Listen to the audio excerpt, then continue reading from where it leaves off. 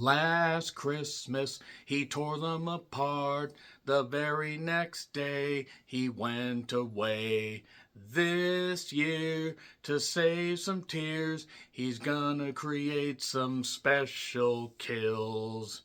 In Hackett, Minnesota, Billy Chapman arrives to unleash some holiday terror across the land and kill some citizens.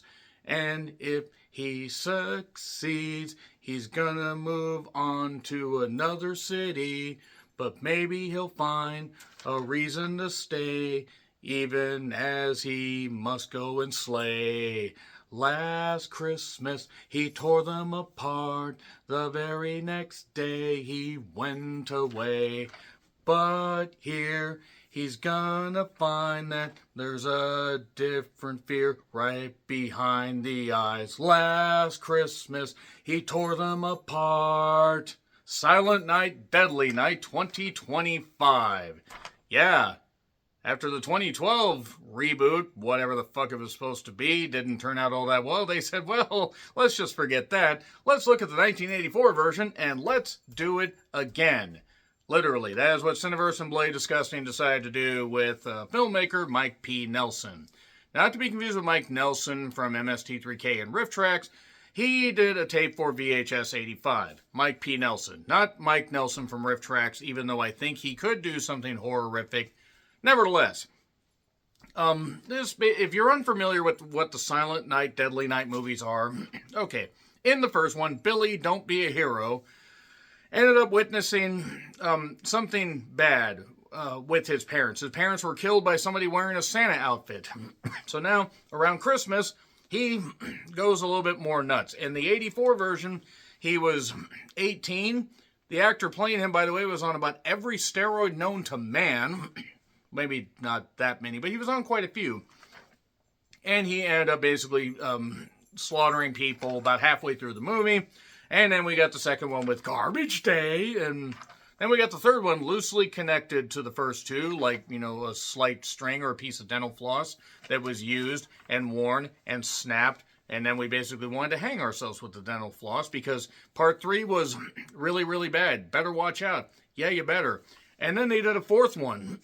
Initiation, that went the Exorcist 3 route with a cult-like thing.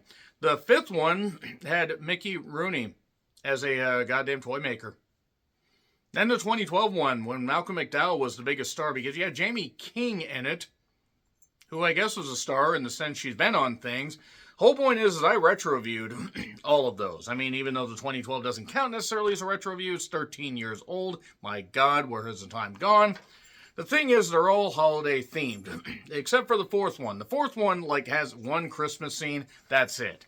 Everything else is somewhat Christmas themed. That's why the hat stays on during everything. Literally everything. These bells get in a lot of places that you wouldn't even imagine. And cleaning these bells would be difficult. Actually, no. This is a hat that a nice lady made for me when her and her husband were giving these away when I worked at another gas station, and she was really sweet, and it was really nice, and I'm sure they're long gone, unfortunately, because they were very old, but that's why I wear this. It's very nice. So, in this, we have Billy, Don't Be a Hero Chapman, who witnesses his parents getting murdered by Santa, and then therefore is carrying a bloodthirsty vengeance, an unquestionable thirst, and he arrives at Hackett, Minnesota. Oh, I see what they did there. Maybe they're Buddy Hackett fans. No, they're slasher fans. Maybe they're both. Who the fuck knows who Buddy Hackett is in the comments? Please, anybody. Anybody know who Buddy Hackett is? Also, what's your favorite slasher? What's the slasher that introduced you to horror movies? What's the slasher that introduced you to slashers? So, Billy, Don't Be a Hero Chapman. We get a little bit of an intro with that. With Santa killing his parents and stuff where they're visiting the grandparents, harkening back to the first one.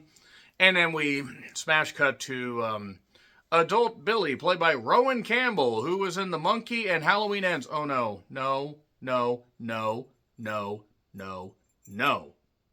To be fair, it wasn't his fault that Halloween Ends was terrible, but the character was absolutely abysmal. I don't want to see anything Halloween related again after what David Gordon Green did to that goddamn franchise. So anyway, Billy, he's doing some naughty things, as anybody that dons a Santa outfit and kills people indiscriminately will do. And then we get a few more tweaks to the narrative, where we get, like, a lot of the music's harkening back to the first one, the first couple maybe.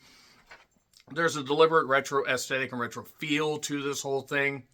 And I will say love and care was put into at least some aspects of this particular movie. We do have other characters in this. We have Ruby Modine, who plays Pamela, who, she was in Happy Death Day, if you remember. She's a very talented and very gorgeous woman. I do need to say that. And she fits perfectly in the horror genre and actually plays her role pretty well here. And we also have David Lawrence Brown and David Tomlinson. That must have gotten confusing. David, we need you on set. Me with the last name, or me with the second first name and the last name. 2 first names just seems greedy, David Lawrence. Give one back. Give it back now. So anyway, let's get back to this. So basically, this is a more apt spin of the first one with a few tweaks. So let's basically talk about, what I thought. This didn't work. This didn't work nearly as much as I think they thought. And I will talk about one. It wasn't necessarily revealed in the trailer what was going on from what I recall, and I only saw the trailer once or twice. So I'm going to keep that away. But one particular choice that they made as to why the killings are happening, I understood what they were trying to do, but once I, compared it to something else, and once it started to grate on me, it was starting to really get to me. There are some moments of genuine coolness and some, fun retro slasher stuff. There's even something that kind of harkens back to what happened in the first Kingsman movie. That's not necessarily a spoiler, but it's for people that got what they deserved. And that's kind of the thing that they try to do here. They try to make it, instead of just him being somebody that full on snapped after, all the trauma and everything, we have a different kind of trauma and a different kind of stuff going on. And I just don't think it worked necessarily. I thought that Rohan, and Ruby were fine, but I just think too much of it felt like it was trying to honor the original, but any of the tweaks that they made, a few hit, and most of them missed, in my opinion. I'm going to get into spoilers in theaters if you want to check it out. 3, 2, 1, spoilers. So, here is the biggest issue that I had with it. They have a serial killer's mind, symbiote style, like in Venom, in his goddamn head named Charlie. And that is basically who is guiding him. He is being guided by a force after witnessing what happened to his parents and seeing the person getting killed. I'm just going to cobble together what happened with this and then get to other narratives. But basically, Billy visits his grandfather. His parents, let him visit after they visit him. And the grandfather's fine, and then the grandfather starts puking up blood and ends up dying. And then we end up basically on a snowy road, and this time, instead of pulling over to help a guy with a car, nope, we get a car being tapped on the bumper. Oh, the mother's like, I'll get the insurance. The dad gets out, rolls down the window, and boom. I mean, just a rifle shot, boom, all that. Oh, yes, and Billy also saw some weird guy that was just standing there kind of looking weird at the parents and everything, and then suddenly he was gone. It was that guy, by the way. It was that guy. It was the janitor at the place. And there's a reason for that. The mother also ends up getting killed, but Billy doesn't. And then we find out in more flashbacks that Billy ended up actually touching the hand of the person, of whoever this was, because the mother did end up getting shot, but not before she stuck her heel right in his throat. Me next? No, too violent. Blonde mother was beautiful, though. But the guy's basically choking, and then he does that, and he shakes his hand, and then some weird lightning effect stuff happens. And basically, the spirit of this guiding voice that guides serial killers to kill bad people is now in him. That's what it is. He is killing people that have done bad shit. Because it turns out the parents actually ended up poisoning the grandfather after he signed over the estate and that kind of stuff because they were greedy. So his parents were bad people. That's why they had to die. Billy isn't a bad person because he was an innocent pawn in this whole thing. And now he's being guided on this. And also he has a 10-year kill streak with an advent calendar where he puts blood or some kind of sample thing in this weird box because it's a curse deal thing that they're doing. And I was starting to really lose interest with some of this stuff. Like, let's get to the slasher moments. Because there were some cool moments. Like when the dad's head splattered, that was some pretty good stuff. And then we find out that he has killed somebody in a hotel room. So we're back. We basically cobbled, that's all that stuff cobbled together for Billy's backstory as to why he's doing this stuff. And then we, have him all shocked as a kid, waking up as an adult, and he is suddenly hearing the voice. And the voice is the name of the guy, Charlie. I'm sorry, but this really started to grate. This wasn't for me. This didn't work. It barely worked in Venom, but at least in Venom you sort of could get it, and I appreciate what they were trying to do, but no, I think for every time this did work, it just too often didn't. So then we basically get Billy having taken, some guy out, and it turns out he works for a tree company. And then he happens to just be walking along, sees the security cameras, has the axe handle, the axe in his back, or in his backpack and all this stuff, but just happens to see a tree trimming place, this Christmas tree place. And he sees a cop, and he sees an older guy that you assume is the boss and everything. More on that here in a bit, because it sort of does tie together, but it's kind of stupid. But Billy is basically going to pass through. He, he's in Hackett, Minnesota. He later tells the police he's from Barrettsville. Aha. That's the town from the other one, by the way. And we do get some references, such as one time when they show a flashback of him after he gets Charlie in his system and ends up killing his his foster mother, who's stealing money from the government, basically, and not taking care of the kids properly, drugging them even. She ends up getting killed on some antlers.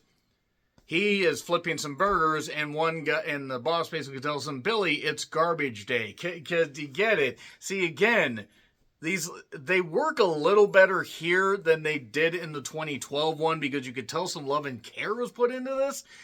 There just wasn't enough put into this to make it really anywhere close to the 84 one. And people may like this one more than the 84 one. It's certainly a little more polished as far as the budget and everything. Because I think this thing probably cost a few $1 million, where the first one only cost $1 million. And then the second one cost $100,000. But back to all this. So I'm bouncing around a little bit because I'm trying to keep this thread going.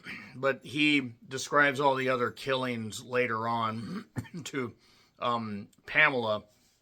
It turns out Pamela has her own backstory. And I have to say, Ruby plays this terrifically. Because Billy notices her at this restaurant. How could you not? Ruby Modine, she's a beautiful woman. She's very fucking attractive. But he's hearing this, this voice and everything, and often it leads to awkward exchanges with people, but he just plays it off like, nope, sorry, not you, just talking to myself, sorry about that. Nobody thinks to call the police, and we see that Pamela and him have a brief interaction, and then he ends up realizing there's a job opening. Well, I need money, I guess, even though he slips like a 20 or 40 bucks in the hotel maid service cart as he's leaving, and then sees the cop and the old guy outside the tree trimming truck of the guy who was just killed.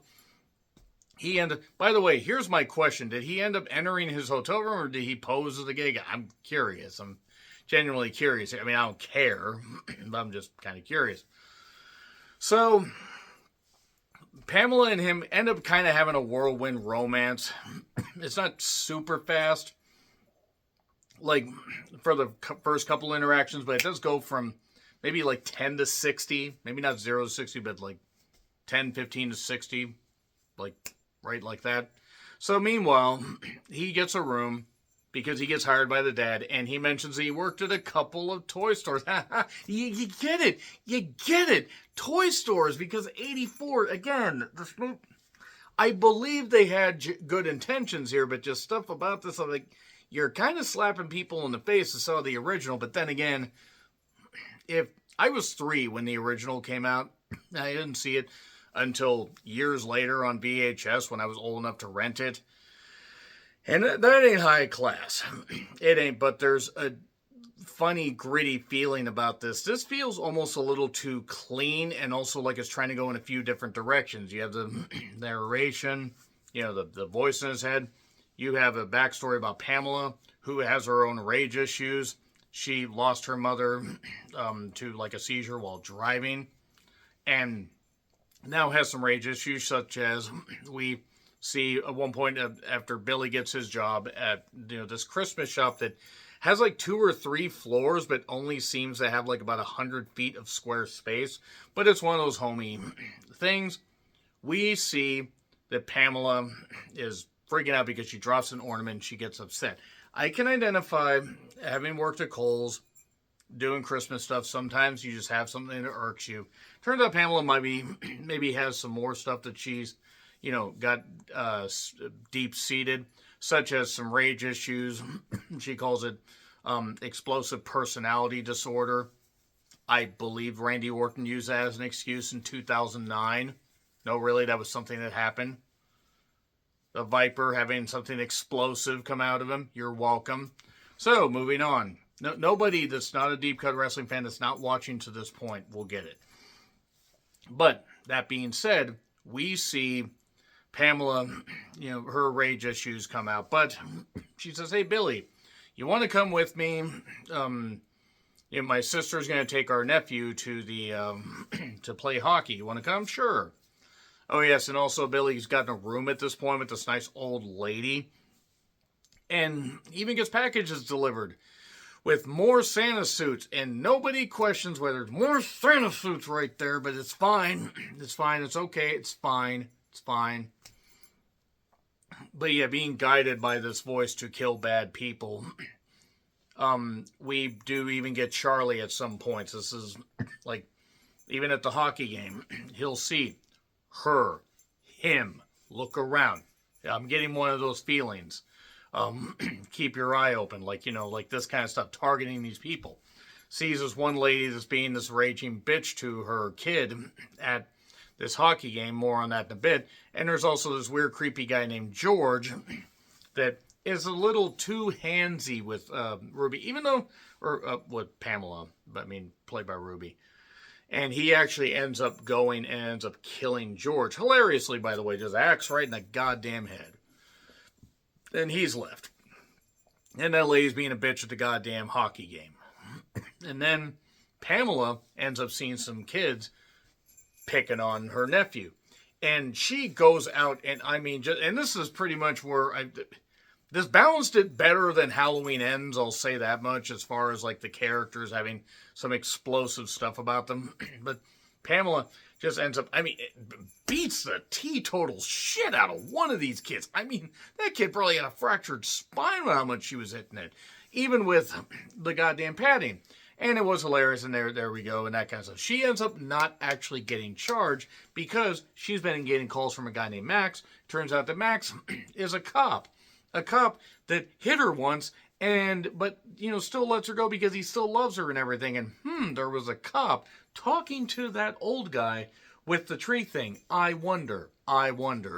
And Billy and her basically end up having a romance at this, like sometime after this, because Billy is a hard worker, And it seems like he's generally trying to be a good guy, but he's also killing some people. Because one thing that he does before the romance sparks up is he finds out about this woman, Delphine. And by the way, we see a graphic every time, like Grit Grindhouse style. Kill George, kill Delphine. And Delphine is leading a Christmas party. And this Christmas party, okay, maybe they're, just grifting from churches and that kind of stuff. And they pan, and it's Nazi symbols. Literal 3 flags with swastikas. It's a white power Christmas. That is actual stuff that was in this. That's the comparison to Kingsman. Now, we get it where it's like, oh, he's going to kill Delphine. Oh, no, he's going to kill Nazis. Instead of getting a gun, he decides to just get an axe, and he's going to just destroy. And he does. And by the way, it is punch Nazis. It is abolish ICE across this goddamn, house, and should be across the goddamn country. And if you've got a problem with Nazis being punched, or in this case, axed to frickin' death, it's what they deserve. Because it's what you promote, so it's what they deserve.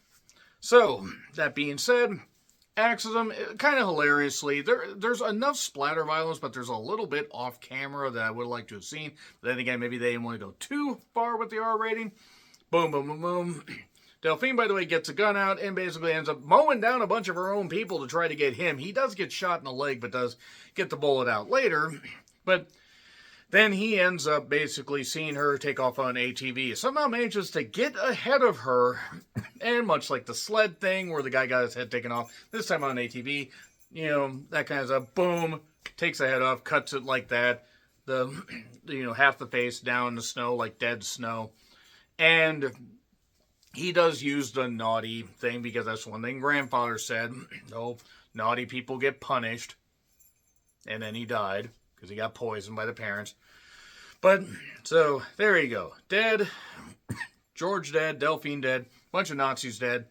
And then eventually, we get...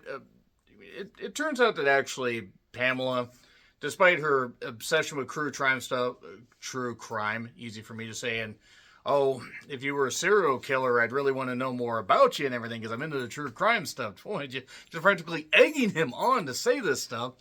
And Billy ends up, going down into the stockroom basement, and then she basically just attacks him, like sexually, by the way. Either or, I'd actually probably be good with her. Moving on.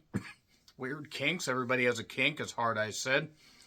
And he's going to take the Santa suit off. No, she wants the Santa suit on because the Santa suit stays on during you know what. You think that's a lump of coal in your pocket, or are you just happy to see me?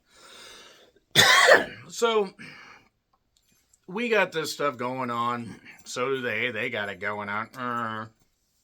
I don't know why I'm like this. I'm almost 45 doing this shit. But they share some stuff, and basically she is just happy. She's happy with him.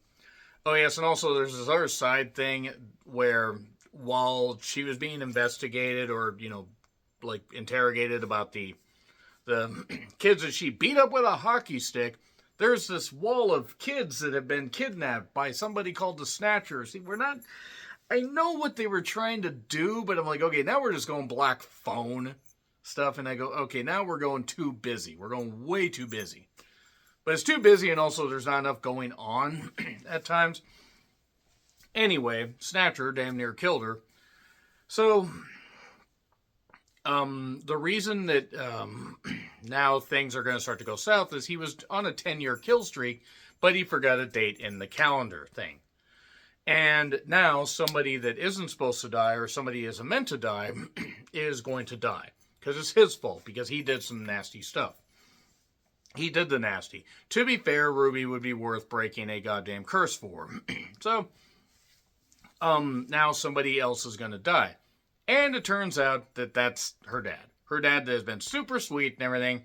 And he ends up, hearing some thumping on a window, sees that a kid is kidnapped in the goddamn back of a truck, is going to call, and then suddenly, boom, right in the goddamn head. Chris Von Erich style. That's mean. And now the dad's dead. Everybody's mourning. This stuff's terrible. It's absolutely mind-blowing what's going on. So George is dead, Delphine's dead, a whole bunch of Nazis are dead, which they all fucking deserve. But now the dad's dead, and he didn't deserve that.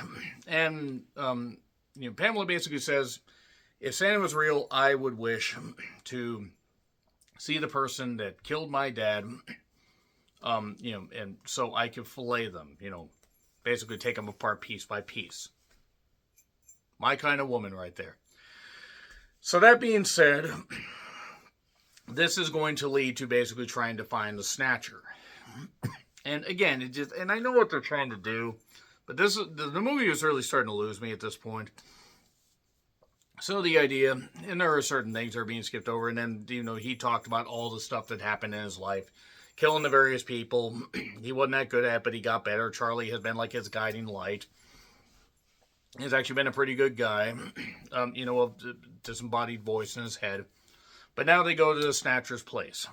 And it turns out, actually, by the way, that the person that was doing this was the boss of that tree company. The guy that Max was talking to. Are you getting where I'm going with this damn thing? He, basically, he has a bunch of kids trapped in a ball pit that he just happens to have in his house. And this leads to basically the kids getting taken out. Pamela ends up getting, gotten. There is this one point, actually, that was pretty sweet with kids, or funny with kids, I'll talk about just before I get back to that. Billy had to dress up as Santa before the dad died and all that stuff and everything, and he was going to snap. He said, Billy, don't you kill that kid. That kid doesn't deserve to die, and puts the box cutter away. That seemingly was in a completely different scene, and then is talking to them, and that's nice. That was some funny stuff. Then, back to the ball pit. Kids are rescued. Pamela gets kidnapped. And he's got, suddenly, under the ball pit, Charlie says he's got somebody, or he's got his hand over her mouth and a knife to her throat. And he stabs with a goddamn, box cutter, gets the guy, and they basically end up stabbing each other. So basically, he's kind of not feeling all that good. But he manages to rescue Pamela. He cut the head off of the guy. We didn't really get to see that. And now he's just like, don't worry, Billy. We're going to get here. We're going to be fine. Hang on, man. We still got more to do. This is not our time. And then suddenly, Max shows up and shoots him. And then Max basically gets revealed as, somebody that ended up, he was the cop that was looking the other way while the kids are being kidnapped and drugged. And because why not at this point? And, Pamela's all upset, and basically he had, Charlie had said, man, it's been real or whatever, but you found a really good one. If you want, touch her hand. Because Billy's fucked. Now, Charlie is inside Pamela. I'd love to be inside Pamela. Moving on. She just ends up basically going nuts. Going off on Max. And ends up killing him, axing him, and stuff like that. Dude, really good stuff. And there are genuinely funny moments and some cool deaths in this, but the story's very limp and scatterbrained. So that's pretty much it right there. She has Charlie's voice in her head, but she also has Billy's voice in her head. Go great. She's going to have so many voices, and she's already nuts as it is. And then that's pretty much where the movie ends. So that is Silent Night, Deadly Night. I guarantee they're going to try to do a second one of these. I don't think that's the best idea. It could improve. It couldn't get much worse. And I know I cursed myself saying that, but it was what it was. It didn't ultimately work for me. It had parts that I liked, but I just couldn't get past the Charlie and Billy dynamic. I couldn't get past the scattered story. I couldn't get past the fact that the references to the previous movies just felt forced. Just so much of this movie, it right ingredients, not the right cooking. Like the stew just had too many cooks or something. But sorry, it gets an F. It's just not that good. I went on about it because I wanted to talk about it a little more as to what I liked and didn't like. But that being said, if you like Silent Night, Deadly Night 2025, let me know in the comments. Like, share, subscribe, Twitter, Letterboxd, Blue Sky handles in the description. I'm John Retland. Until we revisit Billy Chapman and Charlie, whatever the fuck his last name is, inside Ruby Modine, it should have been me. Happy trails to you.